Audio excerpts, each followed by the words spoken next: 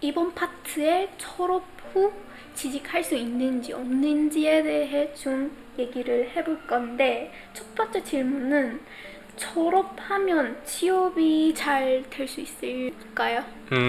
이것도 굉장히 어려운 주제죠. 왜냐면은 제가 막 2018년도에 그 학교를 들어가서 공부를 시작했는데 2018년도 때부터 그 개발자 프로그래머들의 세상이 왔었어요. 그래서 개발자들을 모셔가기 위해서 돈도 엄청나게 많이 내주고, 그리고 리모트하게 할 수 있게 해주고, 그만큼 컴퓨터 공학을 전공한 사람들한테는 굉장히 유리했죠.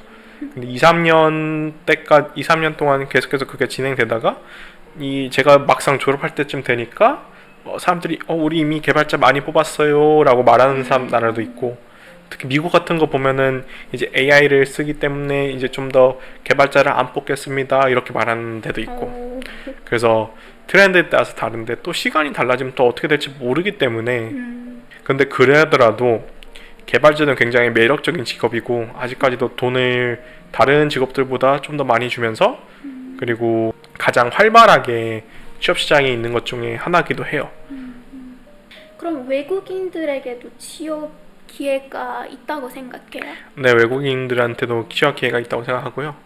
보통 그렇게 되면은 외국인들한테 가장 보는 거는 프로젝트를 많이 했는지 안 했는지.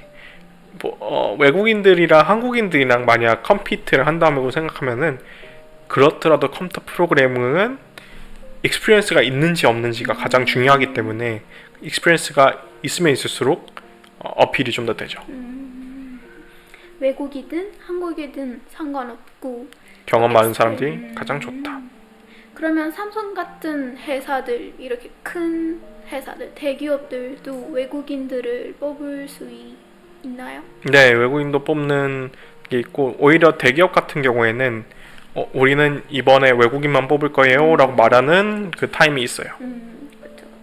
삼성 같은 대기업들이 외국인 전용 신청 따로도 있고 한국인들 신청 따로도 있으니까 외국인들에게 큰 기회가 있을 거예요.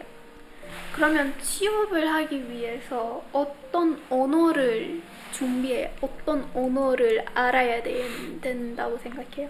한국어, 영어, 프랑스어, 중국어. 일단 기본적으로 영어는 무조건 할 수 있어야 되고요. 어느 회사든 한국에서는 너가 영어를 얼마나 잘하세요? 또는 한국어를 얼마나 잘하세요? 를 물어봐요. 그래서 만약 한국어가 좀 더 편하신 분은 한국어를 내가 잘할 수 있다는 걸 시험을 통해서, 한국어 시험을 통해서 내가 이 정도 할 수 있습니다 라는 거를 증명해야 되고, 만약 한국어를 못하면 영어로라도 영어 시험을 통해서 나 이 정도 영어 할 수 있어요 라는 걸 보여줄 필요가 있어요. 근데 어떤 거를 선호하다고 생각해, 개인적으로? 개인적으로 한국에서 일하고 싶으면 한국어를 하는 게 더 맞죠. 한국인들도 영어를 알아야 돼요? 네, 맞아요. 무조건 영어 그거를 그 job application에 영어 성적이 얼마나 좋은지를 무조건 보기 때문에 테스트를 무조건 봐야 돼요. 석사를 졸업하셨잖아요. 학사만 있으면 이 취직이 가능한다고 생각해요? 아니면 무조건 석사를 해야 한다고 취직이 더 가능하다고 생각해요? 제 생각에는 사람마다 다른데, 가장 좋은 석사가 좋을 수 있는 이유는 석사를 익스피리언스로 볼 수도 있다는 게 가장 좋은 것 같아요. 내가 석사 기간 동안 이런 걸 공부하면서, 특히 컴퓨터 공학은 공부로 끝나는 게 아니라 익스페리멘트랑 프로젝트들이 무조건 같이 되기 때문에 거기서 익스피리언스가 있을 수 있다라고 보는 되게 많고요. 그래서 만약 외국인 학생들 입장에서는 한국에서 경험을 못 쌓겠다 하고 되면은 석사나 박사를 하는 것도 하나의 방법이 될 수도 있어요. 그러면 만약 석사를 하게 되면 어떤 세부 전공 분야, 뭐 NLP, 컴퓨터 비전, 어떤 거를 더 추천해 주신가요? 아니면 한국에서 취직하려면 어떤 거를 하면 더 기회가 있을 건지도 한번 얘기해 주세요. 네네. 그거는 지금은 AI가 굉장히 핫하기 때문에 AI 관련된 전공이 되게 좋게 작용될 수도 있어요. 하지만은 나중에 또 트렌드가 바뀔 수 있어요. 시스템이 좀 더 트렌드가 될 수도 있고 아니면 뭐 그 새로운 기술이 나올 수도 있죠. 그런 부분에서 여러분들한테 맞는 거를 하는 게 더 좋다고 생각해요. 그쵸. 그것도 중요한 부분인데, 근데 만약 AI를 했다. 어떤 뭐 전공을 하는 게 더 추천해 주시겠어요? NLP, 비전? 지금 우리나라에서 가장 핫한 부분은 LLM 그리고 컴퓨터 비전 이 두 개예요. 그 두 개의 기술을 굉장히 많이 쓰고 있고요. 그래서 만약 AI로 하기로 했어 하면은 그 두 개 부분에서 지금은 고르는 게 가장 좋을 것 같아요. AI를 하면은 다 기본적으로 모든 거를 일단 다 배우게 돼 있어요. 이제 컴퓨터 공학을 전공했는데 AI, 네트워크, 웹 디자인 이런 거를 다 알아야 되나요? 아니면 하나를 깊이 알아두는 게 좋을까요?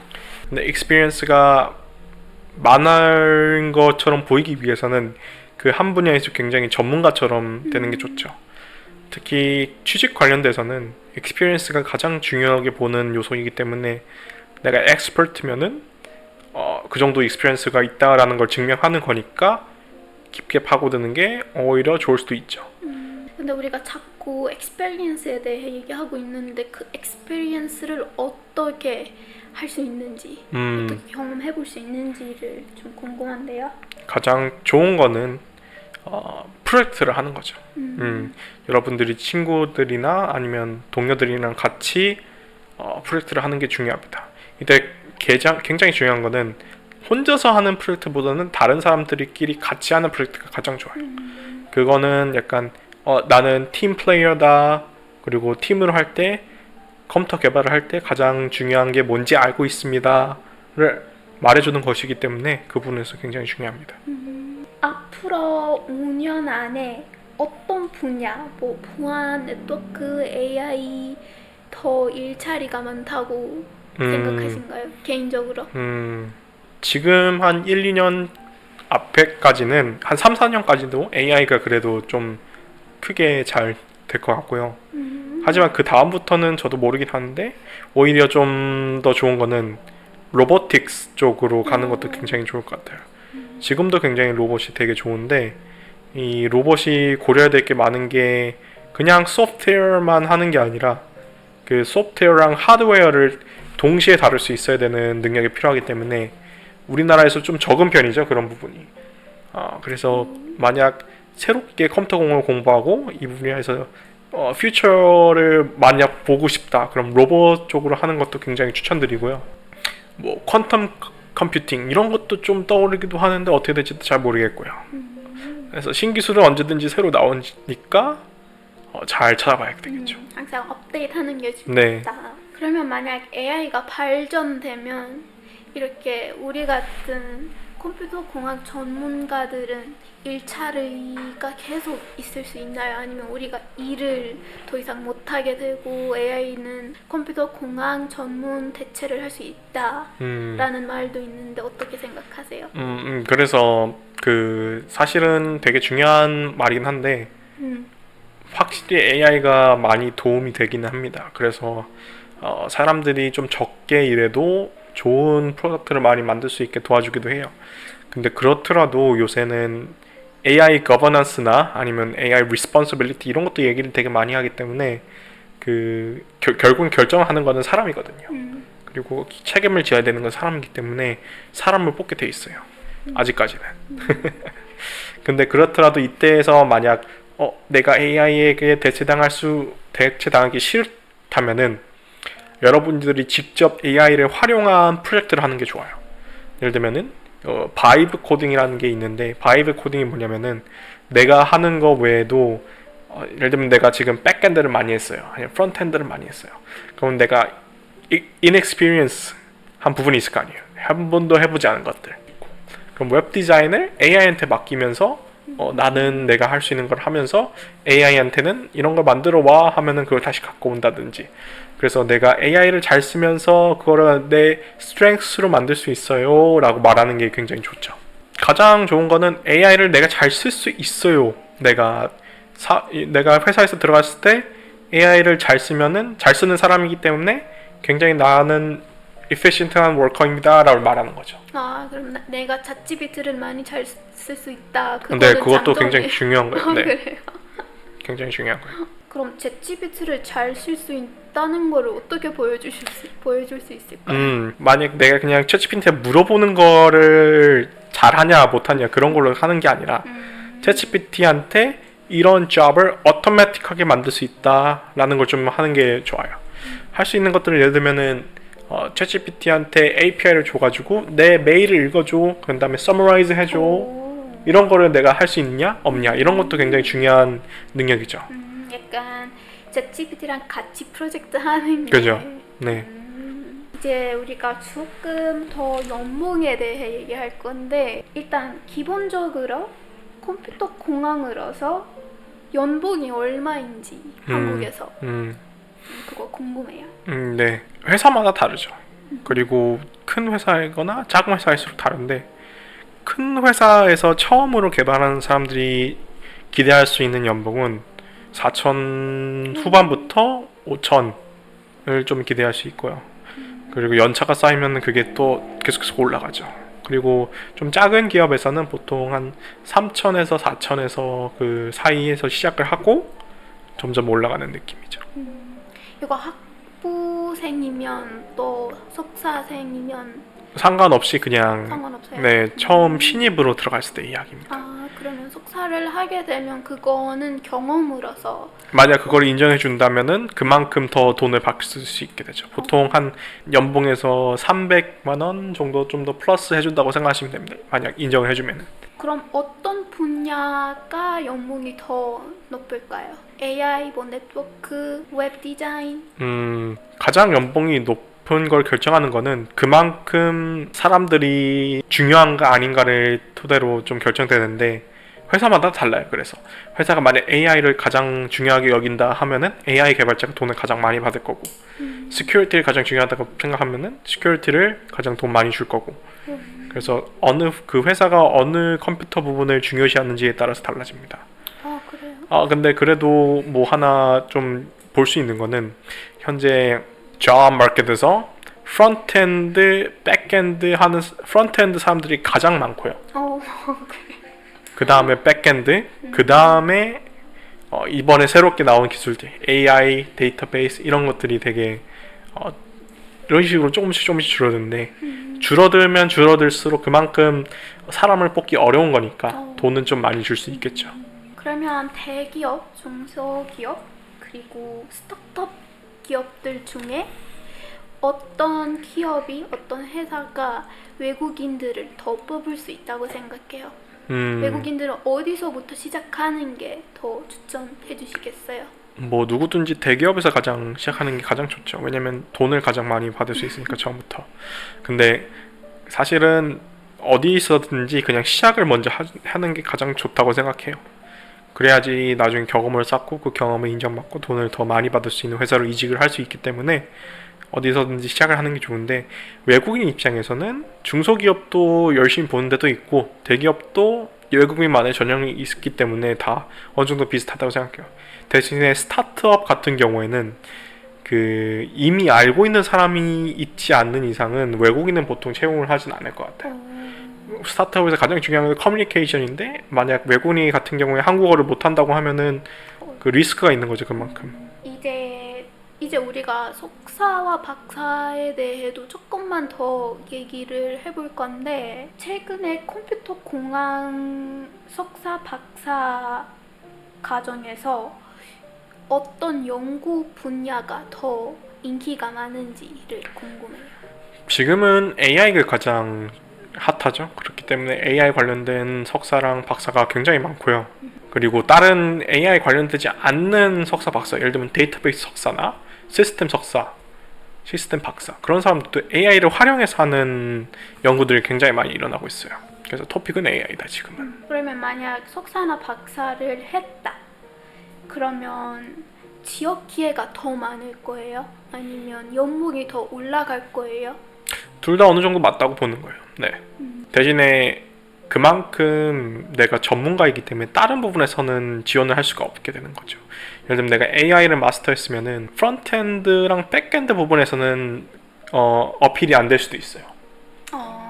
석사니까. 네, 그죠. 그때 있는 그 이어스들에서 프론트엔드, 백엔드를 했다고 생각하기보다는 이 사람은 AI를 많이 했으니까 AI 커리어로 있었네라고 보게 되는 거죠. 하지만 만약 그걸 혼합하는 부분이 있으면 또 얘기가 달라질 수 있어요. 학부에서 다른 전공을 했더라도 석사나 박사에서 전공을 바뀔 수 있어요? 네, 컴퓨터 공학으로? 잘 바꿀 수 있습니다. 네. 학사에서 영어를 공부했다. 이제 석사에서 컴퓨터 공학으로 쉽게 바뀔 수 있고 공부할 수 있을까요? 쉽게라기보다는 그거를 어쨌든 석사 박사로 들어갈 거면은 석사 박사에서 그 학교에서 면접도 보고 다 그런 거 할 텐데, 가장 중요한 거는 지금 내가 이 분야의 진심이고, 그리고 만약 또 좋은 거는 내가 이전에 있던 공부했던 부분을 활용할 수 있으면 되게 좋은 거죠. AI를 기준으로 얘기하면은 내가 영문학을 공부했는데 English Literature를 공부했었는데 이제는 내가 컴퓨터 사이언스를 또는 AI 디벨로퍼가 되기 위해서 AI 관련된 그 마스터스를 진행해요. 그러면은 이때 내가 배웠던 거를 확장시켜서 AI를 쓰고 싶어요. AI 리트리처를 이해하는 AI를 만들고 싶어요. 이런 식으로 얘기를 해야 되는 거죠. 어렵게 될 수도 있는데 그래도 충분히 가능합니다. 경험이 있으면 프로젝트나 이런 거를 많으면 할 수 있다. 뭐 그거가 굉장히 좋은 점이 될 수도 있는데, 대신에 그 전부터 내가 이런 부분에 열정적이 있다는 걸 증명하기 위해서는 내가 이거를 계속 공부를 시도해 왔다, 스스로 한번 찾아봤다, 이런 걸 좀 말할 수 있으면 좋죠. 전공을 바뀌면 어떤 어려움이 있다고 생각해요? 대학교에서 학사 시절에서 전공을 바꾸게 되면은 그 전에 있던 수업이 어느 정도 인정된다고 보기는 어려워요. 그래서 들어야 될 수업이 훨씬 더 많아지고요. 그만큼 학교를 더 다닐 수도 있어요. 그러면 석사에서 학점이 몇 개인지, 일반적으로 몇 개인지, 전공을 바뀔 때는 학점이 더 얼마나 늘어갈 건지도 좀 얘기해 보시겠어요? 만약 석사는 학사에서 학사끼리 바꾸는 거는 성적이 뭐 학점이 늘어나기보다는 기존에 있던 학점들이 다시 줄어든다고 봐야 돼요. 그래서 예를 들면은 아트에서 내가 30개 클래스를 들었어. 근데 컴퓨터 사이언스로 왔어. 그러면은 그 30개 있던 클래스들은 줄어들게 되는 거죠. 한 5개만 들었어, 10개만 들었어 라고 그 인정을 하게 되고, 그때부터는 새로 시작해야 되는 거죠. 대신에 석사 같은 경우에는 상관없이 그냥 무조건 클래스들이 30학점으로 정해져 있어요, 보통은. 왜냐면 결국에는 석사나 박사는 수업을 듣는다기보다는 논문을 쓴다는 것이기 때문에, 그만큼 연구를 해야 되기 때문에 수업 관련된 건 별로 크게 의미가 없을 것 같아요. 외국인들은 석사나 박사를 할 때 겪는 어려움이 무엇이라고 생각해요? 그 문화적 차이라고 좀 생각할 수도 있어요.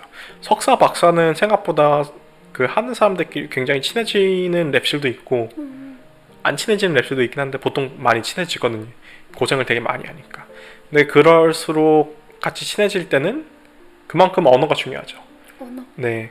만약 그 랩실에 한국 사람들이 되게 많은 랩실이었으면 한국어를 하는 게 굉장히 중요한데, 외국인들이 이미 많이 있는 랩실이었으면은 큰 의미가 없을 수도 있어요, 한국어를 잘하는 게. 그래서 이 가장 그런 걸 테스팅할 때는 중요한 거는 내 랩실이 어떤 랩실인지, 석사를 할 때 그게 굉장히 중요하게 여겨야 될 점이에요. 그러면 그 연구실이 어떤 연구실인지를 어떻게 알 수 있을까요? 가장 기본적인 거는 홈페이지부터 먼저 확인을 하고, 랩실마다 홈페이지가 있어요. 그리고 교수님과 컨택팅을 해보고, 보통 교수님한테 우리는 외국인 학생들 안 받습니다 이렇게 말하는데 그 교수님도 있어요. 분위기를 그만큼 알 수 있죠, 그 정도로. 그러면 혹시 그 랩실 페이지에서 다른 학생들에게도 이메일 보내고 뭐 랩실에 대해 물어본 거는 예의일까, 아니면 좀 보통은 흔한 케이스는 아니죠. 무조건 교수님한테 먼저 컨택을 해줘야 되죠. 근데 그렇다고 해서 완전 막 이상하거나 그렇진 않아요. 한국인들이 답장을 해주셔요? 네. 질문은 다 여기까지인 것 같은데 다 unclear한 부분은 우리가 클리어하게 대답을 한 것 같아요. 시간을 내주셔서 감사합니다. 여러분이 질문이 더 많이 있으면 댓글 남겨주시면 우리가 필요하면 또 영상을 만들고 답장을 해보겠습니다. 네, 알겠습니다. 네, 다음에 또 봐요.